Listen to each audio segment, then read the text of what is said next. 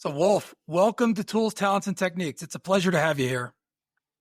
Nice to be here. Before we jump in, could you just briefly give our audience a thumbnail of who you are and what it is that you currently do? So my name is Wolf Bielas. I'm currently the managing partner of Wolfpack Ventures. It's a family office. We do investments, mostly real estate, but we do some private equity and venture. And so, talking to you before about your journey and getting into the real estate, it really blew me away about the different steps that you've taken and how it's grown. Let's start with where your origin story began. Where are you originally from? So I was born in Mexico City. I went to college there to study computer engineering. And after my graduation, I moved to San Diego. I wanted to do an MBA that I started but didn't finish. And that's what it got me. And so when you got into computers early on, was there anything in particular that made you lean that way? Was there a specific interest or talent that you had as far as engineering? So I always knew it. I like engineering, and I went a little bit like in Mexico college. It's a little bit different because you start engineering from day number one. So the first year you're with a whole bunch of different engineers on different fields. So actually, I started as an electronic and communication engineer because I kind of like the hardware. Then second semester, I said, okay, I'm just gonna shift more towards like a hardware engineer, but for computers. And then I saw that kind of, I really like kind of the programming and the software side. So then by the time I had to like go through the right branch, I said, okay, I'll just do like computer software engineering. Now, the interesting thing, it's after my career, what got me here and what has been my passion. Probably I should have been like an industrial engineer. So when you say that, because now that you've seen what you've seen and now you know where your strengths lie or what things that most interest you, let's talk about some of your earlier influences. When you mentioned like, oh, I like the hardware, so I was doing that. When computers were coming around, can you talk about like how you were introduced to computers? Was there I'm imagining, and what we talked about before is during that time there was a big revolution with computers and the advancement. So there was not a big revolution. So when we started, I remember the high school bought like an RT80, like a Radio Shack thing with like a cassette for data. So my first computer was a Commodore 64 when I was still like in high school. And that was probably maybe my senior year. And it was like so early in some of those things when I got into college, and this was the premier engineering school in Mexico. We were using the Apple IIs, and there was a big mainframe, and then you have Apple IIs.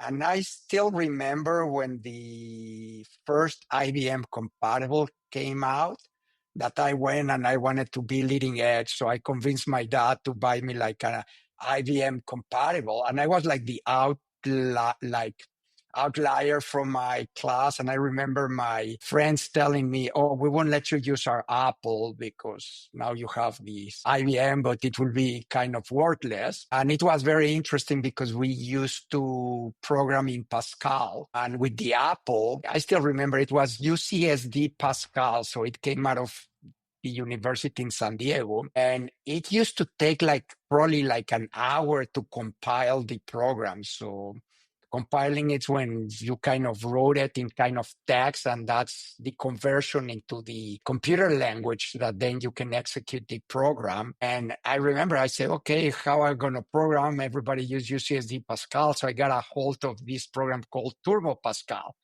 And then everybody wanted to use my computer because it took you like 3 or 4 minutes to compile. The thing of this compile is like you do a mistake, like a grammar mistake in your programming, but you don't know for an hour. And then you need to find it and then compile, and then you didn't fix it. So it was very time consuming. Well, now that you can compile it in a couple of minutes, you can like advanced much, much better. But it was very early on. I remember the first drive because it was like the big floppy drives. And then I bought a hard drive that was probably at that time $1,000 and it was like 5 megabytes. It was like nothing. So when you're working on the computers, and I know you're not calling it a revolution, but when I think back on how the advancements of computers were taking place, what did you originally see was the opportunity for you in your career? So I always kind of like the softwares. I thought I will kind of build like a software company. So there was not too much thought about it. And it's like, where is your passion? What do you like? Computers was like very sexy because now they were starting the computers. And it was kind of like starting of kind of the information technology and now going from mainframes into like computers. Very few people, like it was not typical to have in a house a computer. It's like, okay, if you're studying engineer and you need a computer to do your homework. But I remember in my family business, my dad didn't have a computer in his business. My people that I know it, they didn't have computers. They had typewriters and calculators and big machines to do accounting. And so I think it was a little bit like where the revolution and what was sexy at that time. After I graduated, probably besides doing like a program for my dad business because he inherited the computer. And at that time it was like price break. It was to calculate his price list because converting from dollar to pesos, and it was like a very simple. Now that I see it, you can do it with an Excel. There was not Excel at that time or anything like that. Uh, but then I never again probably program. I got involved in my businesses into software side and I started some software companies, but I never touched code again. During my career, I got into a lot of like manufacturing and that's where I saw my passion. It's like, I love to see machines doing stuff and factories building some stuff. So I became a software. You can't touch it. It kind of disappears if you want, like somebody press the wrong button and it's gone. But when you have a factory with machineries, it's like basically you can kick the machines and you can see stuff like coming on one side and other stuff being transformed and coming on the other side. So it became by kind of my career took me there into having businesses that they had manufacturing. And I always say that I should have done like industrial engineering, Yeah. but So it's in retrospect. what was the first opportunity that you had when you peeked behind the curtain and saw the manufacturing? Like what was that entry point? So my entry point, and a little bit, I think this is relevant. So my first business in the US was a chain of computer stores. I bought into two stores and then we expanded. We were literally the kings of the Commodore 64.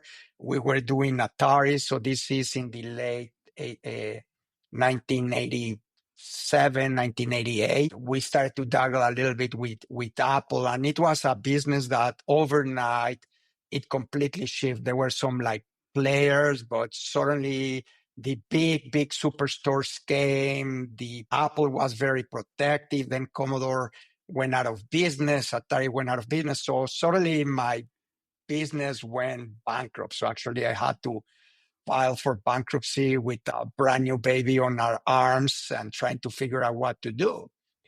And we started, it was very, very interesting because the business was so upside down that I will sell a printer or somebody that bought a computer and I will make $5 on the printer, but I will make $15 on the cable and $10 on the ream of paper. So it was like hardware was kind of the thing to get other stuff. So kind of the supplies, you will sell the labels. So when I started the business, I was invited with this guy that was doing like retail supplies and retail anti-shoplifting equipment. The guy was a little bit of a scam, but I kind of got interested into that. I started to call my friends. I started to sell them like the labels at that time. the labels were like these little guns that you put kind of the pricing, and people were in the supermarkets or in the retail stores. And I started to call some of my friends that they have retail. So I started to basically selling label supplies and started to get a little bit deep into the business. And I got a hold of a very big buyer of labels. And I met with the guy. It was a big shot. I was working out of my garage with mailbox boxes, etc., and self-storage as my warehouse. And I went to listen to this client, and he was a say, oh, I hate buying labels. I buy forklifts. I have heavy equipment. I buy all kind of stuff, and look at my warehouse. It's full of labels. I need to buy a whole bunch and store them and send them to my distribution centers. And I spend way too much time into my labels. So I kind of listened to the client, and the label industry, it was something that you will place an order and they say, okay, I will process the order. It will take like a week or 10 days to process an order, and then we'll send it to the warehouse. And this process was very long. And in my mind, coming from the computer business, where if I order a computer before 5 o'clock, I will get it tomorrow with FedEx. So I say, what do you mean process an order? It was in my mind what it means process the order. It's like you enter it in the computer, you go to the warehouse and you ship. So I listen to the customer and I say, listen, what if I become your warehouse? And I went with a very simple thing. And needed to say, it was interesting because the three largest national kind of competitor, I was like nobody. They used to send their vice presidents for this account because it was a big account for everybody. But these guys, they always think, okay, if you buy 20 million labels, you need to buy them at once because your price is based on 20 million labels. You store them, I make them. And I go and say, how about like, if you commit to use that, but you don't need to order all of them at once, you use them, order them once a month as you need them, and I can drop ship to you. And you say, can you do that? I say, yes, I don't see very, very hard. So actually I won the contract. It was such a volume that I needed to outsource. And then these big national players, they came and say, oh, do you want to be my distributor? I say, what about like a month ago when I called you and you told me you were too small?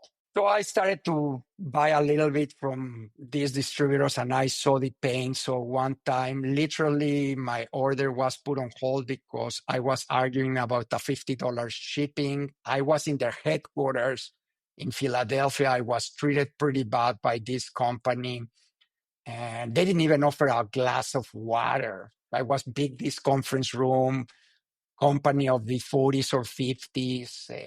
And I say, I like, we need to figure out this. So I didn't know how you make a label. I say, the only thing I know is the sticky side goes down. So I went at that time, there was no internet. So you used to have these green encyclopedias that it was like a lot of volumes called I think it was called the Thomas Registry. So it was like the yellow pages of like anything manufacturing. So I went, okay, I know I need a press because I went once to a factory and I know they have press, but I don't know what type of press. So I started like to call everybody and say, I want to make labels. No, we don't do labels. We do brochures. Until like I got to one manufacturer out of St. Louis, Missouri. And this rep came, he came with his boss.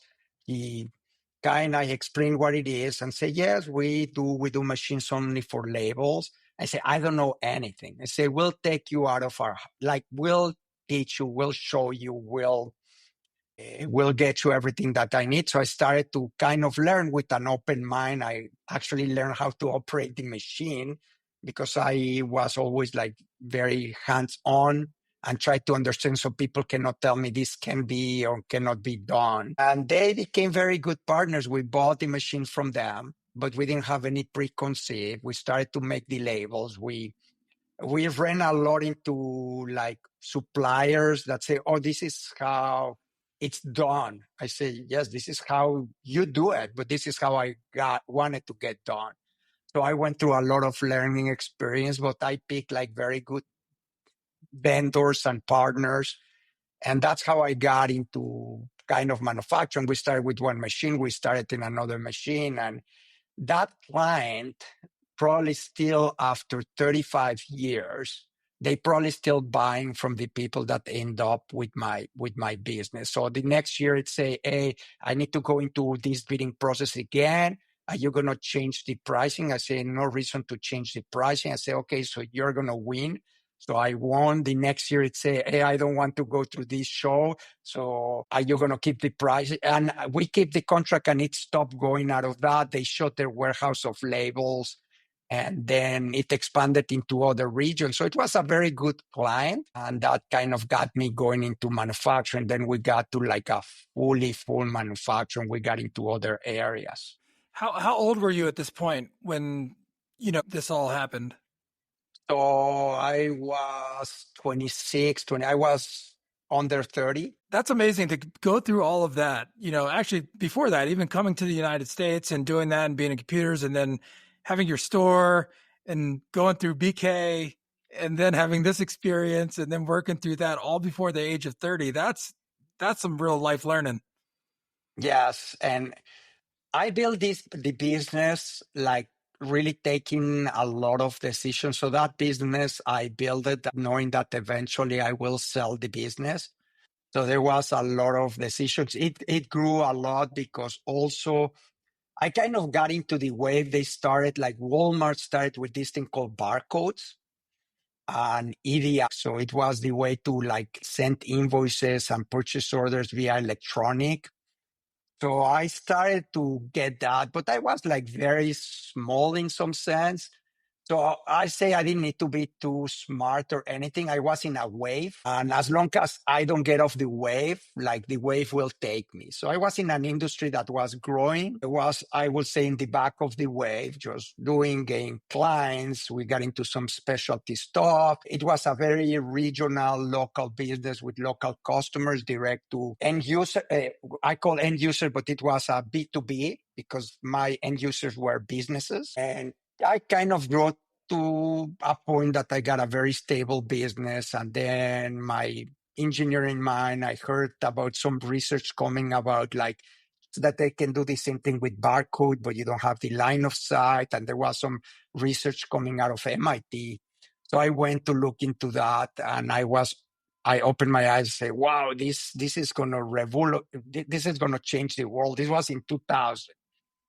And I remember I came with my staff and my manager say, guys, either we get into this new line of business or literally we're going to be picking strawberries in the field in a couple of years because this is going to replace everything. Barcodes are free. Like you print a barcode in a book or in a bottle, the barcode is free, right? So I started to kind of dabble into that. We had the manufacturing, figure in all that stuff. And then at that point, I was running the business with a partner and I never got external investment.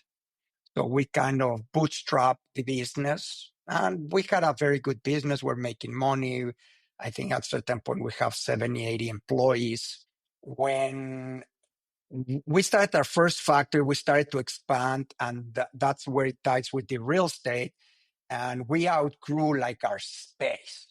And the landlord, we already took like 6 suites. So we are already like a quarter of his project. So he started to get nervous, like this startup, like taking all this space. So he didn't want to give us more space.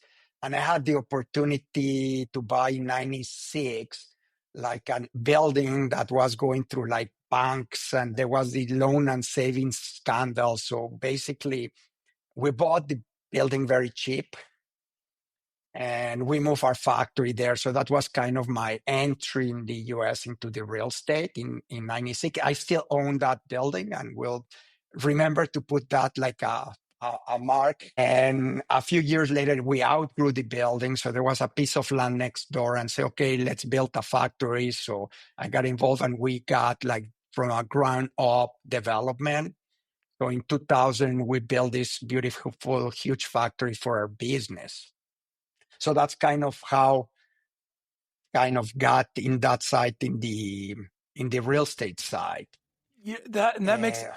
That makes a lot of sense. And but after hearing you say that, because I feel like hopefully I'm not skipping over a part here, the what you built and what you were able to establish with the fast pass or fast track. That was okay. So I'll go Yeah, into that because I because mean before that's a big piece of it was this. the barcoding. So in 2014,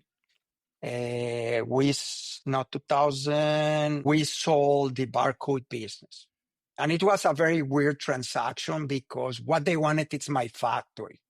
So now I sold it to a publicly traded company that used to manufacture the same stuff that we did and sell it to my competitors. So I didn't fit there, but they saw our operation and they fell in love. They said, this is insane.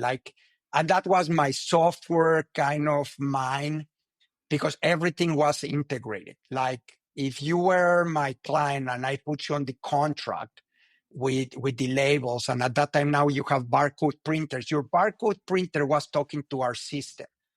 So I learned that people don't want to inventory labels. So basically my way of business was I'll give you a printed label every time you need it, and I'll take care of the rest. So the printer will be talking to our system. It will check the client inventory and their usage because the printer is printing. Then it will check if we have an inventory in our warehouse. If we didn't have an inventory, it will create a production order.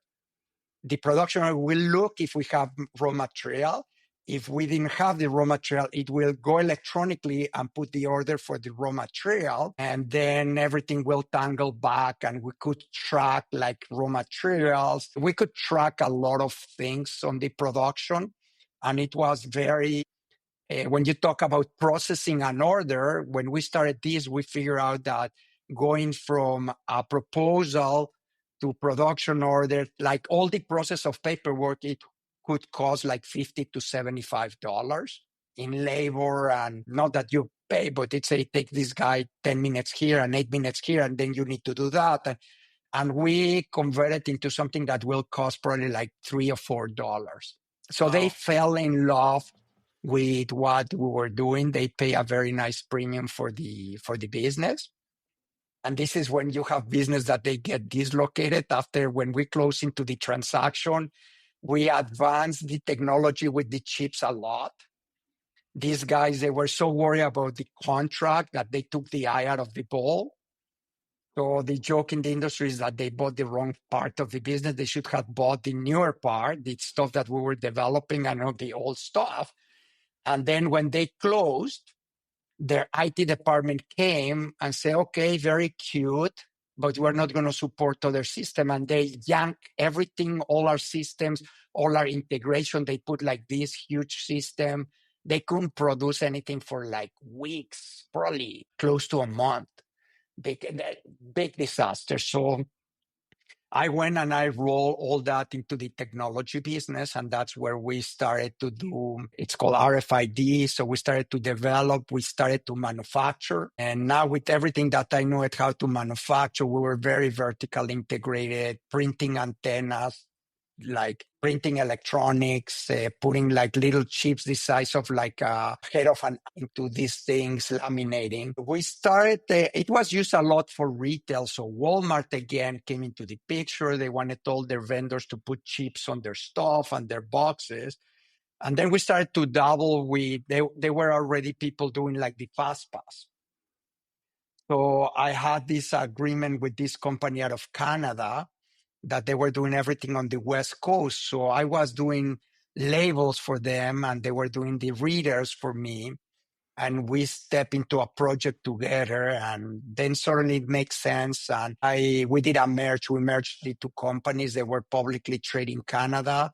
I was a private company with no investors. So I became a very large stockholder, more than probably everybody felt comfortable in some sense in a very small, tiny public company out of Canada. So here's the Mexican guy, entrepreneur, no rules because I never had investors or a board of directors. So it was like, I will make the decision on, and deal with the consequences and move direction. And if a customer wanted something, I didn't ask permission. I went to the production floor and said, this is what we need for the customer.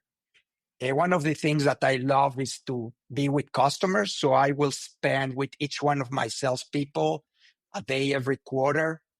There was a few large accounts that they were my customers, and I will go and visit every week. And I really wanted to be touching the customer, because you touch the customer and then you can do your operation much better, because you see what's the pain of the customer, from how you pack something, how they receive it, how they receive an invoice, how fast you can react to their needs. So we built a very good portfolio from customers, from the barcoding and then into the RFID. And we started to get into a very large project in Mexico together, and we decided to like doing this merge. So now suddenly there is a board of directors. I have the chairman of the board that I need to report, but I have more shares than all the board together and all the employees together. So it was kind of weird. Canadians love them. They're very like straightforward, but also very risk adverse. So I have a board of directors with people. I was at that time, I was in my 40s. So most of my board of directors, some of them, they double my age, if not at least 75% my age, like a judge from New York, a consultant. So it was kind of a very interesting trajectory. It was an interesting trajectory because now I have a CFO. And if I didn't do an expense report, the CFO, I used to throw like the receipts to my assistant and say, okay, just give them to accounting and figure out. It was a good adjustment for 2 years, kind of drove them crazy, did a lot of crazy stuff. And then I was asked to help some people in South America, in Latin America. They were not doing a lot of business. It was different lines of the business. I came back and said, you know something, you guys don't have any clue. You don't understand the culture. You don't speak the language. So I went with the chairman of the board and said, listen, the part of the RFID, the stuff that we manufacture, it runs by itself. I have a very good team. I can still be doing that. I want to take over all Latin America, but one condition only. You have 5 divisions. Everybody has their opinion. Everybody has their way of doing business, but their business that they're doing in Latin America, it's very small. I'm going to do some bold changes, and I will not be very popular. So you will get calls from clients, distributors, because one division will work with the master distributor. Another one will be doing that. The only thing that I ask is that the buck stops with me. You guys don't get into me. You let me be entrepreneur, and I'll follow all the rules that you want me to follow, but nobody gets on my way. And the board of directors, they thought it was like a fantastic idea. I say, we're going to get rid of the Mexican crazy entrepreneur, the California guy with his crazy ideas. Interesting enough, when we merged, on one of the first calls, there was like a weekly call. Like, I got the chairman of the board so pissed because he was working on a project with some company of China. And I say, I don't know if you don't see the writing all over the wall, but this project is not going to go anywhere. I was told by the CFO, I have never seen the chairman of the board like yelling and so upset. Moving forward, the project didn't went through, and 4 months later, he apologized and said, you were absolutely right. I say, I don't know why you were so stuck. The guy was an ex-IBM guy. I still talk once in a while with him. We have some other stuff that were involved together. But I went into South America, and we completely went to implement the technology into the toll roads. So in North America, it was a very slow pace. Everything needed to be tasted for 5 years. It was a process. So we were doing the little boxes, but we came out with something that replaced the box with a sticker, and it was a tenth of the cost. It applied very good in South America, that they were very sensitive. So in 1 year, that business went from nothing to be the most important part of the business. And that got us into a very large public company that say, I will buy these little Canadian public companies. So we sold the business.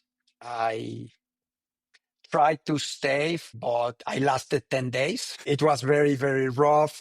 Actually, I was there for about 9 months, but I quit after 10 days. So I was kind of on consulting basis, trying to figure out how we can work something together. Hmm. So I end up like what they call gardening jobs. So they pay me not to compete for like 3 years. And so that time I reset. I started to go more into the real estate, had my buildings. These guys messed up the company and then they sold it. They bought a whole bunch of companies, put them together, sold them for 20 cents on the dollar to 3M. Then 3M messed it up more and it ended up going to like a small competitor that started in Mexico that was in my backyard and bought the company and everything for like pennies on the dollar. So Yeah. that was an interesting thing. And Wolf, something I find so interesting, and one of the reasons I'm so fascinated about your journey and the way you're telling it, it's linear. You're just like, yeah, I did this, and then I did this, and I did that, and it happens. But the first thing that stands out, you having that background in hardware and software, and you being able to figure it out, and you being able to put these things together and put yourself in a position to make decisions and move quickly because you didn't have any investor. It's fascinating to me to see the level of success that you've had. But also, do you feel like if you did have investors early, do you think you would have had the same amount of success if you were answering to people earlier that were they were investors, so they were kind of telling you what to do?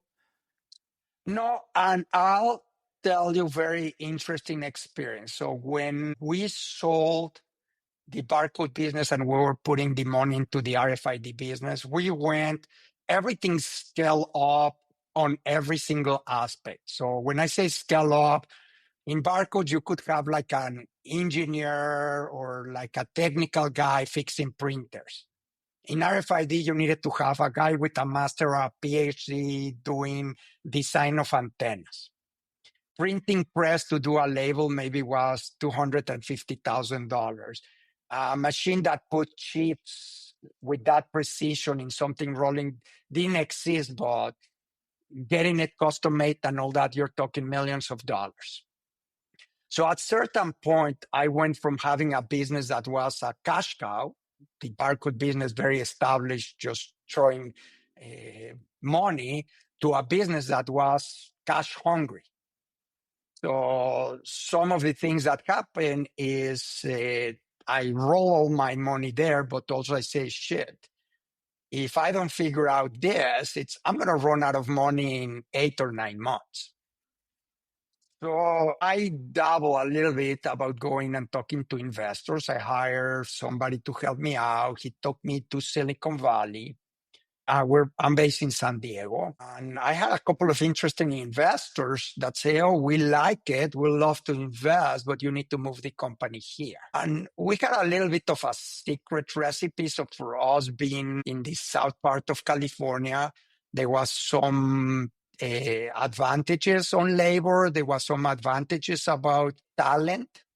People didn't know that there is a very big concentration of manufacturing talent close to the border because all the maquiladoras, and most of those maquiladoras, they started with Japanese maquiladoras. That Japanese are the kings of the quality. So they train people, and as the ecosystem there grew, like I don't think there are better manufacturing talent that in these parts. So for me, it was very important to stay close to the talent. And also it was talent that it was not as expensive as Silicon Valley, because in Silicon Valley, it's kind of Silicon Valley. So I went, and at that time, there was only one VC in San Diego. It happened to be that my son and his son, they grew together in school. So one time we were in a football game, our kid played football, and I gave, "Hey, Leo, I'm not asking you for money. So I just want advice. I say, I'm on this point with my company, and I went to Silicon Valley, and I know at that point there was not that many VCs. You are the only guy in town. And I will not take this is not, I'm not pitching you the company. I want advice. And the guy turned to me and say, where you want to take this company? I said, I want to grow this company to be $100 million company, and I want to run my company. They say, absolutely don't take money from a VC, because probably you're going to be replaced and kicked, because at that time, and this was 2006, say you're going to be kicked out of your company, probably. Like founder CEOs, there is a certain point that the VC just from like 90% of the time. So I say, what should I do? I'd say, just look at somebody that is strategic. So that's how I end up merging with the Canadians, because I talked to their CTO. The CTO put me with their chairman. And literally he flew after Christmas. I came back early from my vacation. We met. We kind of shared where we were. And I would say within 3 hours, we have a handshake agreement. January 2nd, their CFO came to do the due diligence. And in January 10th, we were ready to do the transaction. It was like really very compatible, very everything. So that was kind of the advice that took from him. And then I went into having a structure. And I think as much as I learned about structure from the Canadians learn a lot about entrepreneurship from me. Wow. Yeah. So I will not change that. When young people come with me and say, oh, I have this idea, I want to raise capital, I don't have anything, I say, can you eat like macaroni and cheese and live in your dorm while you do that? The longer you wait to take investors, the better you'll be. Yeah, I've what the project I'm building ranges. It's I've experienced that, and that was some good advice that I got early on, to say bootstrap as long as you can. And sometimes it's hard, but it makes you be resourceful. It makes you have to figure out a way. Hey, I know we have only a few minutes left here, but there's two questions I wanted to ask. One, so going into real estate and putting more of your focus into real estate, are there certain things that parallel your experience with entrepreneurship and building software, building hardware? Are there things that are transferable for you that you're like, oh, this is exactly why I'm good at this, or why I want to keep building this portfolio? So it's a very good question. And it's a very good question, because newer generation of people, they want instant gratification. They want to build a company and sell it within 2 years. So my barcode company, it took me 13 years to build and sell. So it was a marathon. It was not a sprint. And I applied that a little bit into real estate. Like I still have the first property that I purchased. And trust me, when I purchased that building, down payment was like $30,000. I have to borrow $10,000 from my mom. Moving forward, the building, it's paid off. It's worth a lot of money. It probably throws that cash flow every month. But real estate, it's also people go and say, oh, I'll buy this, I'll flip it, I'll do this, and I'll get 3 years. Like, I'm a long-term holder. I partner with other families. We never underwrite something like, oh, we're going to sell it at this price. We underwrite on cash flow. We hold properties for a long time. And something that I always say, the longer the time, the smarter I look. So my best property, performing property, it was the first property that I bought. My second best property is the property that I built. That was my second property. My third best property is the next one that I did. My worst property is the last one that I bought. But as long as you give it time, you start getting and doing better. You need to kind of keep with technology. We have a very small team of people. A very, very small team of people. We use a lot of technology inside our portfolio. We have co-working that I have been passionate about that, because we get a lot of startups. I get to interact with a lot of entrepreneurs. So it's a combination of kind of technology, venture, and real estate. And we are fully automated, like everything it's like very smooth. So we have a very small team, and I talk to other peers and they say, oh, I have like my support team and then them, and I say, how many you are? I say, our corporate staff, it's two. And then you have all the locations, you have two in each location. I say, how you run the business like that? It's like how you run the business with so much overhead.